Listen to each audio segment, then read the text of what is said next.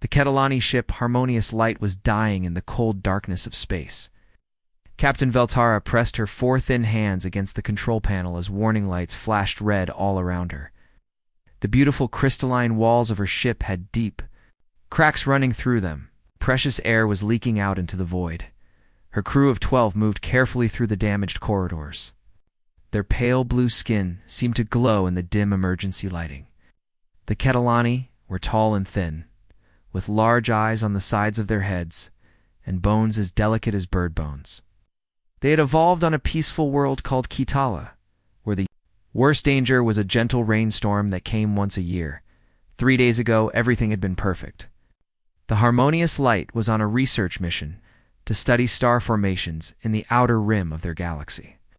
They had 2 escort ships with them, both filled with young scientists excited to explore new worlds.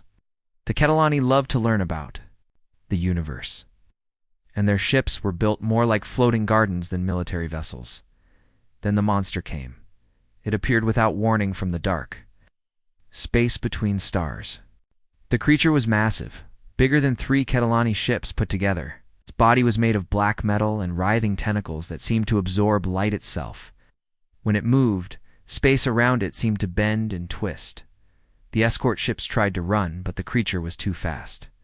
Veltara watched in horror as tentacles wrapped around the first ship and crushed it like an egg. The second ship managed to send one message before the monster tore it apart. Void Hunters. They have found us. The Harmonious Light had better engines than the escort ships, so Veltara ordered full speed away from the creature. For 2 days they ran through hyperspace, jumping from one system to another.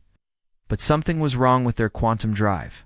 The monster had damaged it somehow during their escape. Now they were stuck between stars with no way to call for help and no way to get home. The ship's beautiful crystal hull, designed to look pretty rather than survive battles, was failing. Life support was running out. In 6 hours, they would all be dead. Veltara looked at her crew. Science Officer Coralon was trying to fix the communication system, with his thin fingers moving over the controls like a dancer. Engineer Mirtoda was working on life support, her large eyes wide with fear. They were all afraid, but they were trying to stay calm. Ketelani had been part of the Galactic Cooperative for over 2,000 years. And in all that time, they'd never faced anything like this. The Galactic Cooperative was made up of 47 different species from across the galaxy. All of them had evolved on safe, peaceful worlds where intelligence grew faster than violence. They shared technology, art, and knowledge. They explored the universe together and helped each other grow. War was something they had read about in ancient history books. Violence was a concept they studied, but never experienced. The idea that creatures could kill for pleasure or conquest was so alien to them that most cooperative species thought it was impossible. But the Void Hunters were real, and they were spreading across the outer rim worlds like a disease. They consumed everything in their path: ships, planets, entire civilizations. The cooperative had been fighting them for 3 years now, but fighting was not something they were good at. Their battles were more like discussions where one side kept getting eaten. "Captain," Coralon said, his voice shaking, "I have restored the distress beacon." Veltara felt a small hope in her chest. "Can we reach the nearest cooperative world?" "Captain, we are too far from cooperative space. But I am detecting something strange. There is a system 6 light years from here that shows signs of advanced technology. The signals are ... unusual." Veltara moved to look at the readings. The signals were indeed strange, or powerful and complex, but they did not match any known cooperative species. The technology seemed both advanced and primitive at the same time. "Should I send the distress call?" Coralon asked. Veltara looked around at her dying crew. Mirtoda was now using emergency oxygen to keep working. 2 other crew members had already collapsed from the thin air. They had no choice. Send it on all frequencies. Universal distress pattern. Tell them who we are and that we need immediate rescue. Coralon's fingers danced over the controls. The beacon sent out its cry for help across space and time, 6 light years away. On a small blue planet called Earth, Lieutenant Commander Jake Morrison was having a very long night at the Deep Space Monitoring Station in Colorado. The massive radio telescopes outside were always listening to the stars, looking for signs of intelligent life. Morrison was drinking his 5th cup of coffee when the computers started making noise. Strange signals were coming in from deep space, and the translation software was working hard to understand them. "Hey, Lisa," Morrison called to his partner, Sergeant Lisa Park, who was reading a book in the corner. "Come look at this." Park walked over and looked at the screen. Computer had managed to translate some of the message. ... Help us. ... Ship dying. Crew of 12. ... Catalani. Research vessel. ... Please respond. "Holy shit," Park whispered. "Is this what I think it is?" Morrison was already reaching for the secure phone that connected directly to military headquarters. "Yeah, first contact, and they need help." Within an hour, the message had reached the highest levels of Earth's military. General Andrew Clark read the translation 3 times before he believed it. Alien life was real, and it was asking for help. "How far away are they?" he asked his aide. 6 light years, sir." Well within range of the Defender.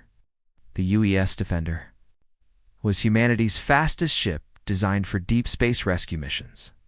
It could reach any point within 10 light years in less than 2 days. Captain Lisa Martinez commanded a crew of 30 of Earth's best-trained space marines and rescue specialists. "Get Martinez on the line," Clark ordered. "Wake up the president. History just changed."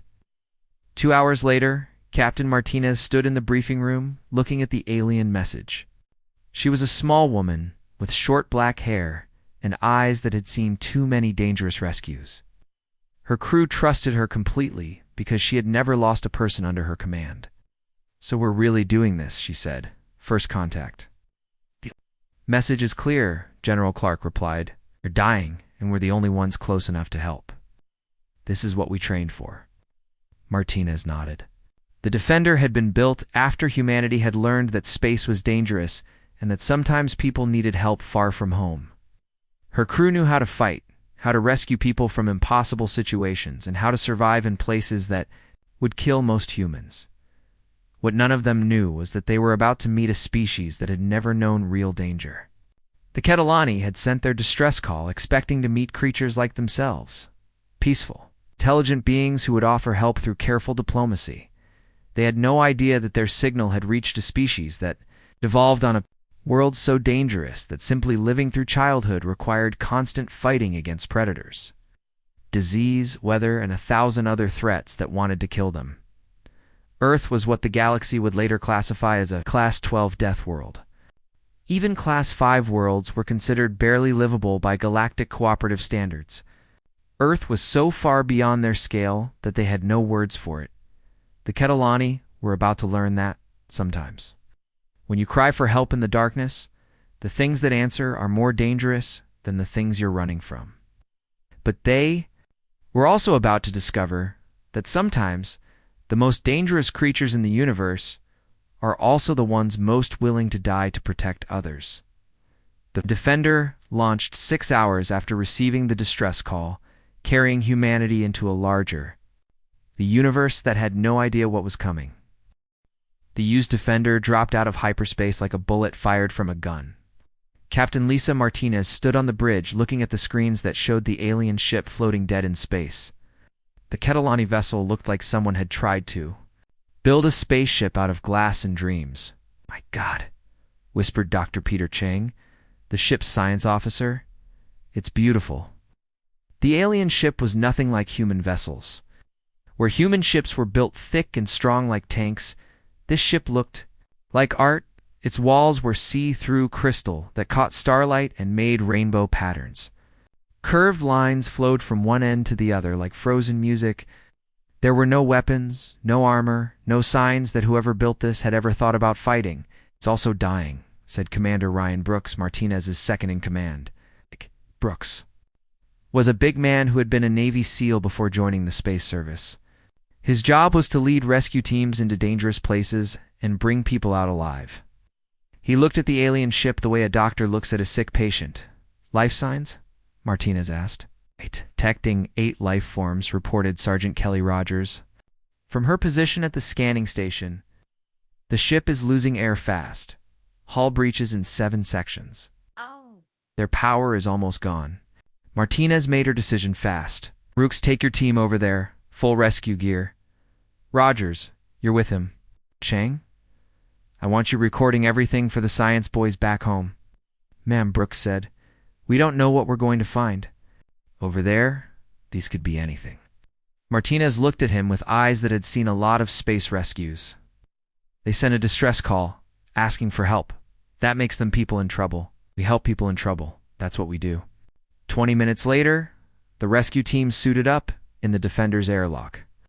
Brooks carried cutting tools and emergency life support gear. Rogers had medical supplies and recording equipment. Dr. Chang brought everything he could think of for studying alien life. All three wore the heavy battle armor that human space marines used in dangerous environments. The airlock cycled, and they floated across space toward the dying alien ship. Up close, it looked even more fragile. The crystal hull had cracks running through it like a broken window. Air and water vapor leaked out of the holes in small white clouds. There, Rogers pointed to an opening that looked like it might be an airlock. That has to be their entry port. Brooks used his cutting tools to make the opening bigger. Then they went inside. The first thing that hit them was how wrong everything looked. The corridors were too wide and too tall. The lights were soft and blue instead of bright white. Everything was curved and smooth like the inside of a seashell. Air is thin but breathable, Chang reported, checking his instruments. Gravity is about half of Earth normal. Temperature is cold, but not freezing.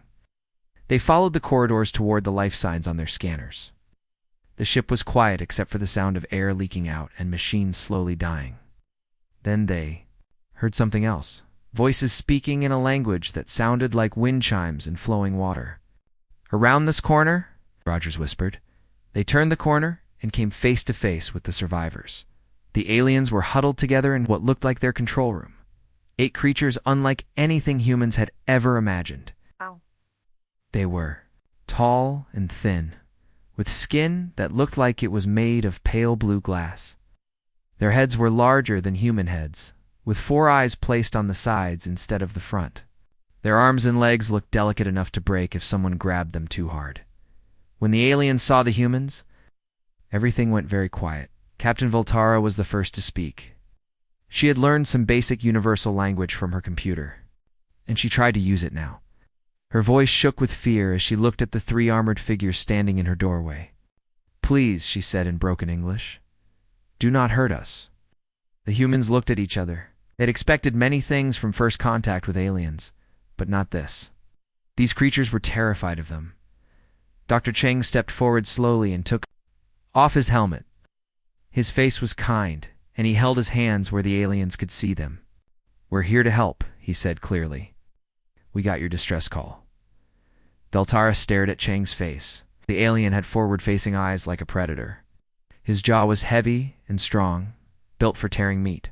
His shoulders were broad and muscled. Everything about him screamed danger to her prey-animal instincts. You are the ones who answered? She asked. Yes, Chang said. We're from Earth. We came as fast as we could, Earth Veltara repeated. She spoke quickly to her crew in their musical language, then turned back to the humans. Our computers do not know this world. What classification is your homeworld? Chang looked confused. Classification? How dangerous is your world? Class of threats do you face? Our world Katala is Class 1. Very safe, very peaceful. Chang thought about Earth with its earthquakes, hurricanes, volcanoes, diseases, predators, wars, and 10,000 other things that tried to kill humans every day. I guess, Class 12. Maybe higher? The aliens all made sounds of fear? In the Galactic Cooperative, even Class 5 worlds were considered death traps. Class 12 was beyond their understanding. That is impossible, Veltara said. Intelligent life cannot evolve on worlds above Class 6. The death rate would be too high. Brooks stepped forward. Lady, we need to get you out of here before your ship comes apart. We can talk about this later. But Veltara was staring at Brooks now. He was even bigger than Chang, with scars on his face and hands that spoke of many fights. His eyes never stopped moving, always watching for threats. Everything about him said warrior, hunter, Killer. What are you? She whispered. We're humans, Rogers said, pulling off her own helmet. Her red hair fell around her shoulders, but her face was hard and her eyes were cold. We're the people who came to save you. One of the other aliens, the engineer Mirtoda, spoke up in their language Veltara translated. She asks if you are the apex predators of your world. Not really, Brooks said. We're somewhere in the middle. But we're the smartest, so we run things now. This made the aliens even more afraid. On their worlds, intelligence and violence never went together. Smart creatures were always peaceful. Violent creatures were always stupid. Idea that a species could be both intelligent and dangerous was impossible to them. How did you build spaceships? Chang asked. Your technology is incredible. We're part of the Galactic Cooperative, Veltara explained.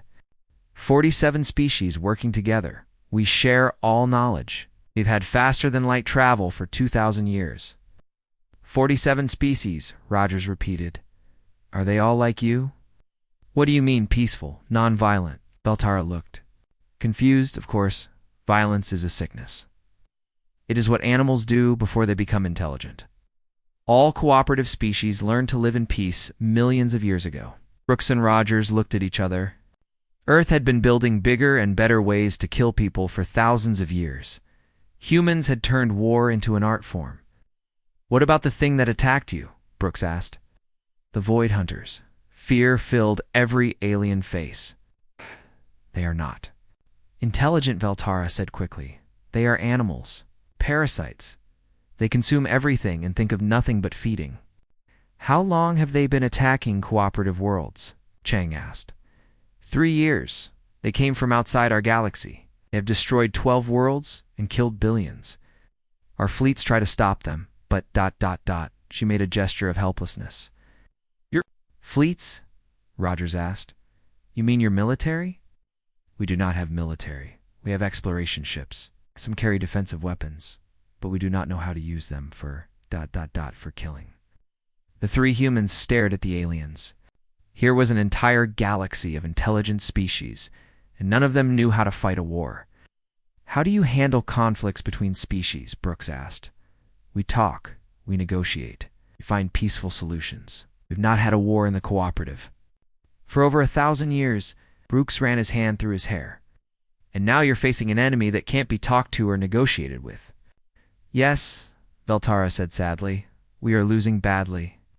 Each battle, we lose ships and people, and they lose nothing. We cannot think like they do. We cannot be as cruel. Chang looked at the failing life support systems around them. What we need to get you back to our ship? We can continue this conversation there. As the humans help the surviving aliens prepare for transport, Veltara watched them work. They moved with purpose and efficiency, but also with a gentleness that surprised her. These predators from a death world were being careful not to hurt her fragile crew. Maybe, she thought, there was hope after all. Maybe the universe had finally sent them the help they needed. She just wasn't sure if the galaxy was ready for the kind of help that Earth was about to provide. The medical bay of the UES Defender had never held alien patients before. Dr. Patricia. Adams worked carefully around the Ketelani survivors, amazed at how fragile they seemed. Their bones were hollow like bird bones, and their skin was so thin. She could see their blood moving underneath. Captain Veltara sat on the edge of a medical bed, still afraid but trying to be brave. Her translator device was working better now that Dr. Chang had helped fix it. She watched the human doctor treat her injured crew with tools that looked like weapons but were used for healing. Your medicine is very advanced, Veltara said quietly. Doctor. Adams smiled while checking the broken arm of the engineer Mirtoda. We've had lots of practice fixing people who get hurt. Earth is not a gentle place. Tell me about the creatures that attacked you, Commander Brooks said. He sat backwards in a chair, his arms resting on the back. Everything about the way he sat said he was ready to fight at any moment. Veltara's 4 eyes grew wide with fear. The Void Hunters are our worst nightmare. They came from outside our galaxy 3 years ago. At first, we thought they might be refugees looking for new homes. The cooperative always helps species in need. What happened when you tried to help them? Asked Lieutenant Amy Foster, the ship's weapons officer. She was taking notes on everything. Veltara said, We sent peaceful contact teams to their ships. The teams never came back. Then the hunters began attacking our outer colonies. 12 worlds have fallen. Billions of people are dead. Brooks leaned forward. Describe these hunters. What do they look like? How do they fight? Veltara shuddered. They are made of living metal and flesh mixed together. Each one is different, but they are all wrong. Some have claws instead of hands. Others have tentacles. Some walk on 2 legs, some on 4, some on many legs. They smell like rotting metal and old death. How big are they? Foster asked. Bigger than you? Maybe twice? As tall, very strong. Their skin is like armor, and they can survive in space without protection. But the worst thing is their eyes. They look at you like you are just food to be eaten. Dr. Chang stopped what he was doing with his equipment. He said their part. Machine, part organic? Yes. Our scientists think they change their own bodies to be better at killing? They add metal parts to make themselves stronger. They're not born. They are made in large machines on their ships. Brooks and Foster looked at each other. Both were thinking the same thing. An enemy that could modify itself for combat was dangerous, but it also meant they could be studied and defeated. Tell us about their ships, Brooks said. Veltara replied. Each ship carries millions of hunters. They look like giant insects made of dark metal. No lights, no decorations, just weapons and places for hunters to live. When they attack a world, the sky goes black with their ships. How do they fight? Foster asked. They swarm. Millions of small ships and fighters pour out of the big ships like angry insects. They do not care if their own ships get destroyed. They just keep coming until nothing is left alive. Foster wrote this down quickly. What about tactics? Do they use strategy? Veltara looked confused. Strategy. Plans. Do they make complicated battle plans? Do they try to outsmart their enemies? No, Veltara said slowly. They just attack. Always straightforward. Always trying to get close so they can tear things apart with their claws. They are like wild animals.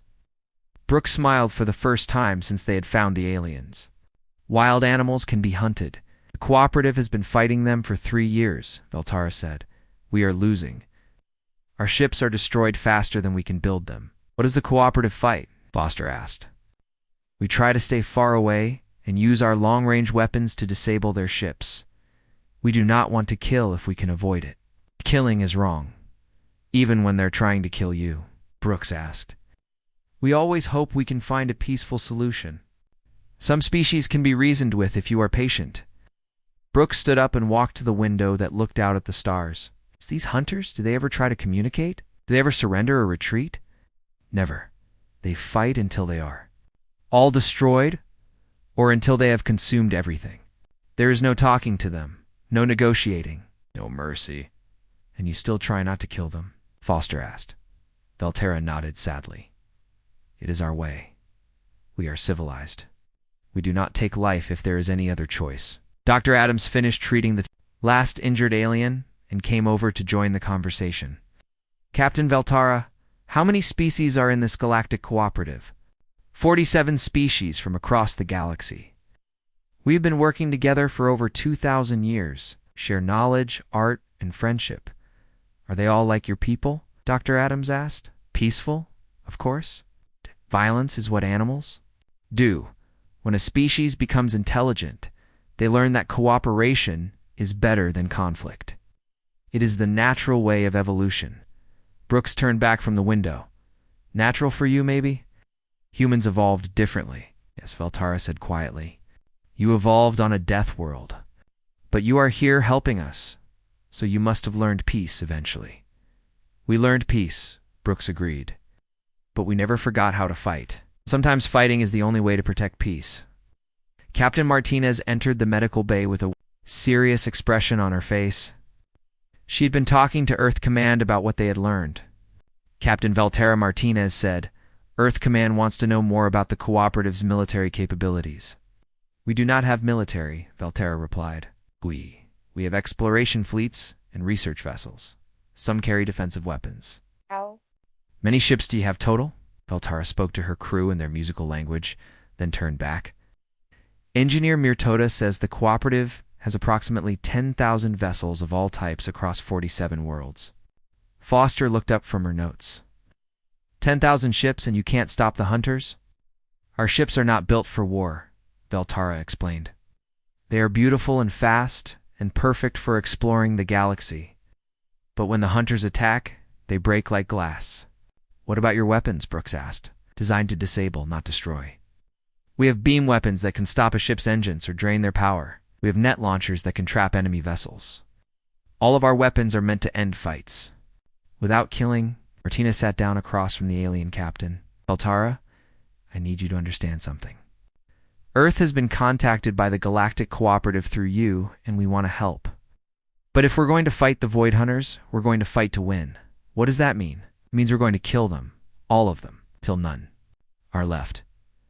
The aliens all made sounds of distress. The idea of complete destruction of an enemy was terrifying to them. Is there no other way? Veltara asked. You've been trying other ways for 3 years, Foster pointed out. How's that working? Veltara was quiet for a long moment. Not well, she admitted. The hunters don't understand mercy, Brooks said. They see your peaceful nature as weakness. They use your own goodness against you. But if we become like them, Veltara said, what makes us better than them? The fact that we only become killers to protect the innocent, Martinez answered. We don't kill for pleasure or conquest. We kill to save lives. Dr. Cheng looked up from his alien technology studies. Captain Martinez, I've been analyzing their equipment. These people have incredible technology. Their ships can travel faster than ours. Their computers are more advanced, and their energy systems are amazing. But, Martinez asked, but none of it is designed for war. It's all built for peace and exploration. With human military thinking and their technology, we could build something incredible. Veltara listened to the humans' plan and felt something she had never felt before. Hope, mixed with fear. These Deathworld creatures were offering to save her people, but the price was becoming like them, learning to kill, learning to make war.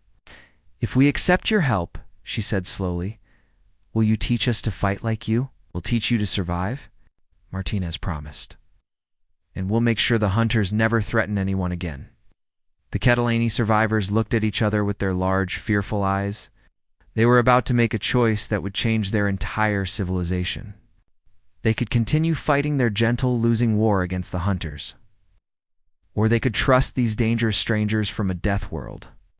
There is something else you must know, Veltara said quietly. The hunter ship that attacked us was not hunting randomly. It was scouting. Everyone in the room went silent. Scouting for what? Brooks asked. Our homeworld, Katala. The hunter took detailed scans of our ship and our technology before it destroyed our escorts. It was learning about us. Yes. Foster felt ice. In her stomach, how long before it reports back? Hunter scouts return to their hive ships every 7 days to share what they have learned. The attack on my ship was 6 days ago. Martinez stood up quickly. That means they know exactly where your homeworld is. They know how many people live there and what defenses you have. Katala has no defenses, Veltara said sadly. It is a world of scientists and artists. 20 billion people who have never seen violence. Jesus, Brooks whispered. Dr. Chang was already working on his computer. Captain Martinez, if a hunter fleet attacks Katala, it will be a massacre. Based on what we've learned, the cooperative has no way to stop a full invasion. Long to reach Katala from here, Martinez asked. The used defender raced toward Earth at maximum speed while Captain Martinez sent urgent messages ahead. The news that alien life existed was huge, but the news that they needed help fighting a war was even bigger. By the time they reached Earth orbit, every major world leader was waiting to hear what they had learned. President Helen Carter sat in the White House Situation Room surrounded by her best military advisors. General Robert Hayes, the highest-ranking officer in the United States military, read through the reports from the Defender with growing amazement. 47 alien species, he said to the room, all of them peaceful. All of them losing a war against these void hunters. What are our options? President Carter asked. Admiral Jack Murphy, head of the Space Navy, pulled up star charts on the big screen.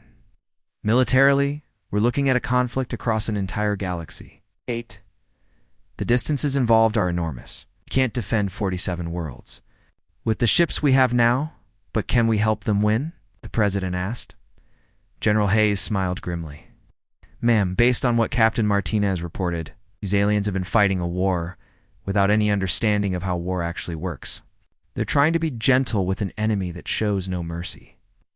Dr. Susan Taylor, Earth's top expert on alien life, had spent 3 days studying everything the Ketelani survivors could tell them.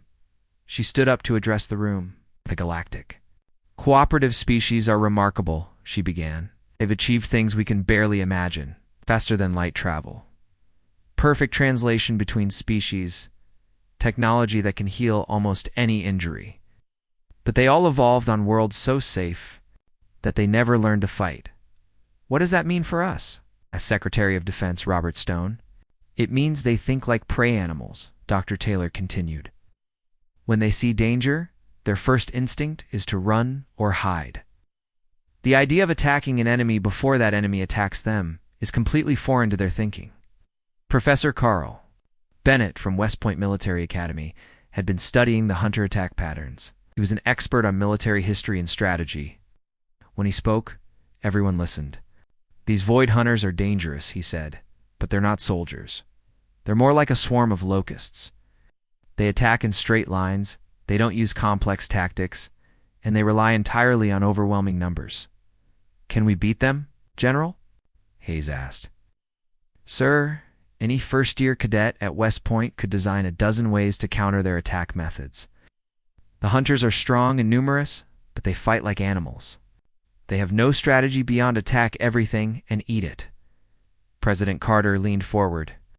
What would it take for us to help the cooperative win this war? Admiral Murphy had been waiting for this question. We'd need to completely reorganize how they fight. Right now, each species fights alone with ships designed for exploration, not war.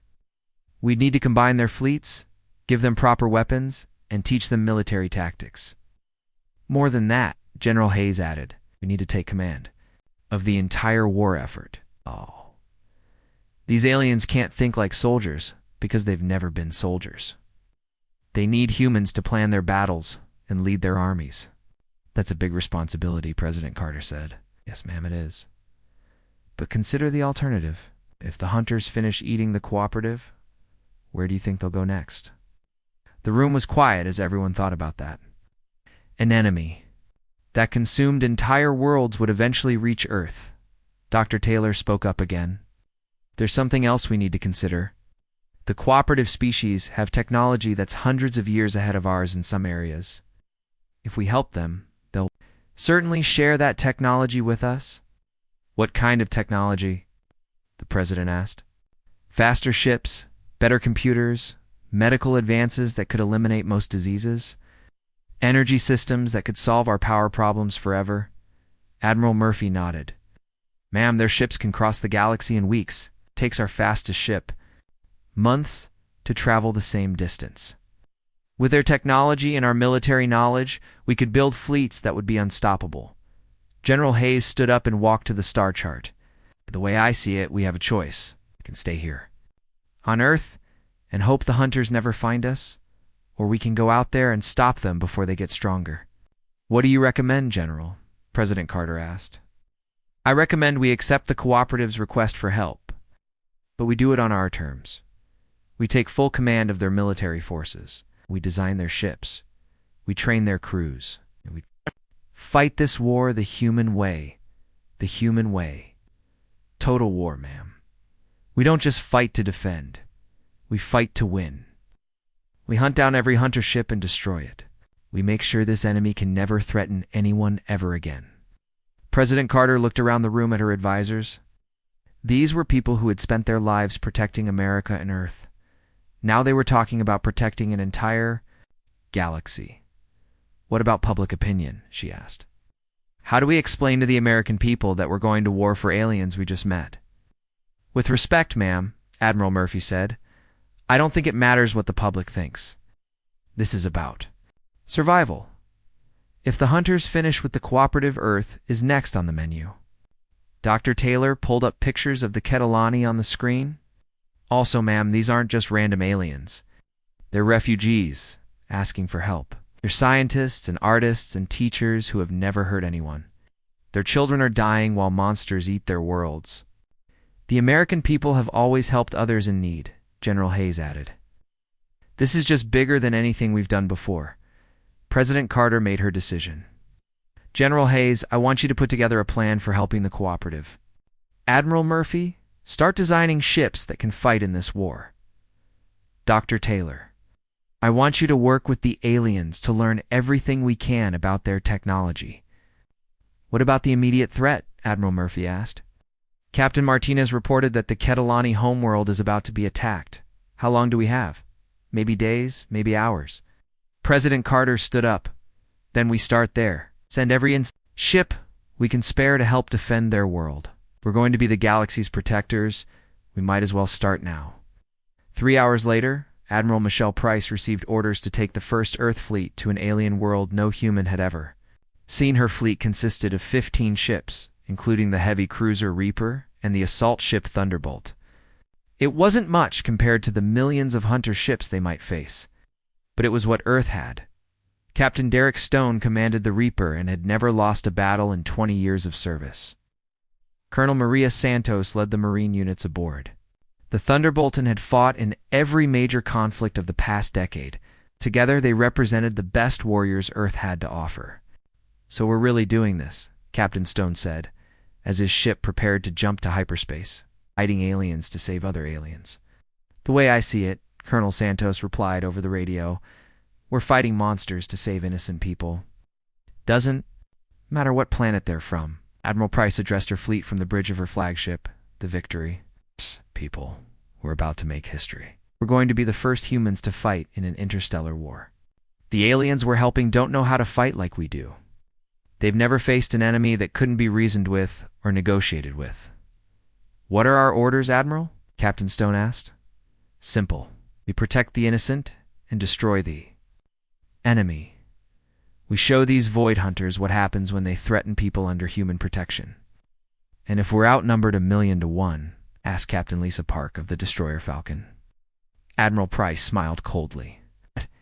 Then we make sure every shot counts. The first Earth fleet jumped to hyperspace, carrying humanity to war among the stars. Behind them, factories across Earth began working around the clock to build more ships, more weapons, and more soldiers for the fight ahead. The galaxy was about to learn that when humans decided to protect something, they protected it completely. And when humans went to war, they went to win.